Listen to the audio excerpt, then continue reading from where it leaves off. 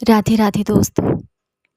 कितनी ही महिलाएं ऐसी होंगी जो तरस जाती हैं कि जिसके लिए वो श्रृंगार कर रही हैं वो एक बार नज़र भर के तो देख ले, कभी तो इजहार करे कि वो अपने बच्चे की उस माँ से प्यार करता है जिसने अपना सुकून, अपना शरीर और अपनी ज़िंदगी उसके परिवार की, उसके बच्चों की खिदमत में लगा दी।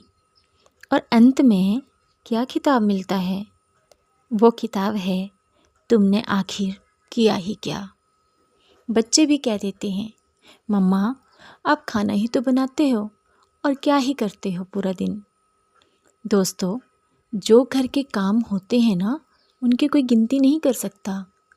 अरे काम छोटा हो या बड़ा, वो करके ही पूरा होगा। अगर घर में छोटे बच्चे हों तो काम और भी बढ़ जाता है। जैसे जैसे बच्चे बड़े होते हैं तो कहीं से जिम्मेवारी बढ़ जाती है और कहीं से कम हो जाती है। और सास का भी एक ही ताना होता है, करती ही क्या हो पूरा दिन, खाना ही तो बनाना है, बर्तन और कपड़े ही तो धोने हैं, बच्चे ही तो पालने हैं। और वही काम अगर खुद को करना पड़ जाए, अरे बहू मायके नहीं जाना क्योंकि घर का काम कौन करेगा, तो वही काम बढ़ जाता है। बच्चे तो बहू के साथ जाते हैं पर फिर भी बहुत काम होता है। बहू करे तो वो काम नहीं, और खुद सासू माँ ने करना हो तो वो पहाड़ लगता है। कैसे दोगले लोग हैं इस दुनिया में। खुद को सास ससुर को अगर बीमारी लगती है तो वो कहते हैं कि हमारा हाल चाल पूछिए, ये बहू का फ़र्ज है। पर जब बहू बीमार हो तो कह देते हैं हम तो कोई काम नहीं करवा रहे।